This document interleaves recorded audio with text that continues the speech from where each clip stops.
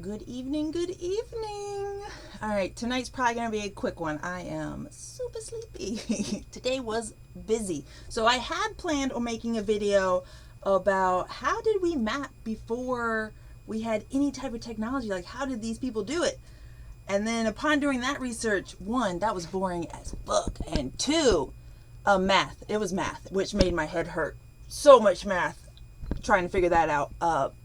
It's still amazing. I guess in the beginning, charts were more based off sky than land themselves. But anyways, it's cool to see some of the earlier maps if you want to go into that. So tonight, I was like, you know what? No math. We're not going to do that. Spooky. Let's do spooky. So then I heard a TikTok went by about, it's called, I'm probably going to pronounce this terribly, Poveglia Island in Italy. So this island has a super dark history. It didn't start super dark, it ended super dark. So in the very, very beginning, like during the Great Khans and the fall of Rome, this island was actually used to kind of as like a refuge to a like military base type refuge, so people could easily get to it, and it was harder for other militaries to necessarily attack it because it's such a small little round island. So they just tended to leave it alone anyway. So it kind of became a refuge in the very, very early days. I mean, we are talking 1300s.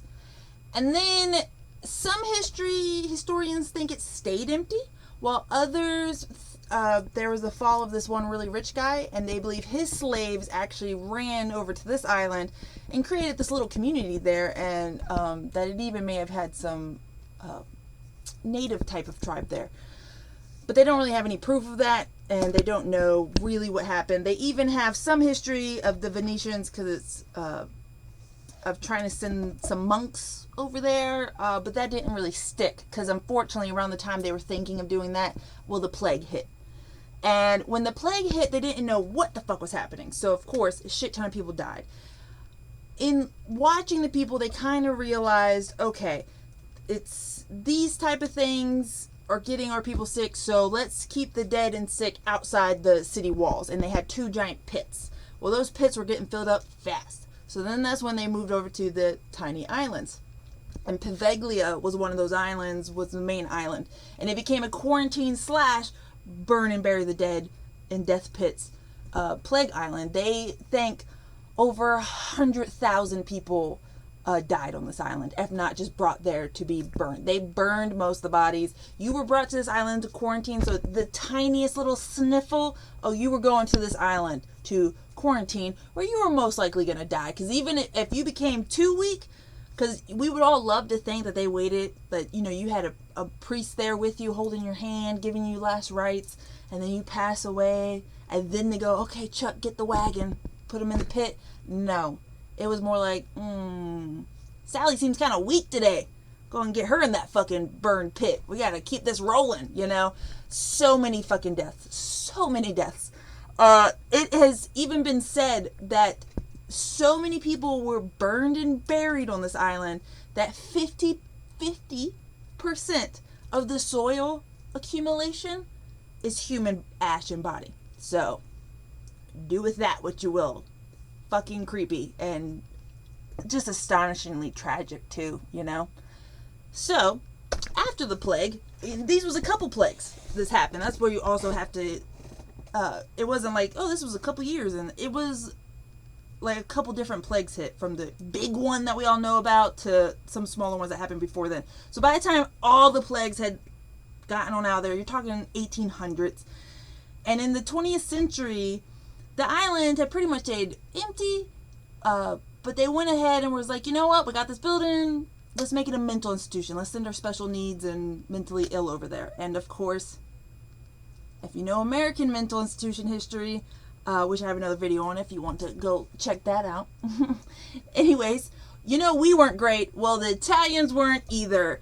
It is highly rumored that human experimentation, terrible lobotomies, all happening, and torture and abuse. You know, the typical mental institution activities, overcrowding, all that good stuff. one of the major ghost stories there is the one doctor who was really doing a lot of the experimental tests.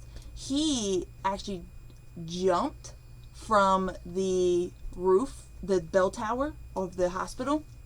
Now, so you have some people who don't believe in ghosts and stuff will be like, he just jumped from suicide. He was guilt-ridden and he jumped. You have he himself apparently said he was haunted by the dead there, like the voices and all the people there, and they forced him to jump, pretty much. Then you have people who say, apparently, there is a story out there of the night that he was going to jump, a nurse was down below and looked up and saw this dark entity push him off. So, I mean, personally, I definitely believe in ghosts, but I also believe a man who would go over to this hospital to do experiments isn't exactly going to feel guilty about that. He feels he has a right to that. So, I believe he heard voices. I'm saying he was pushed. That's what I say. Anyways, but, and I would love to be able to tell you that, oh yeah, that death happened in 1922, right?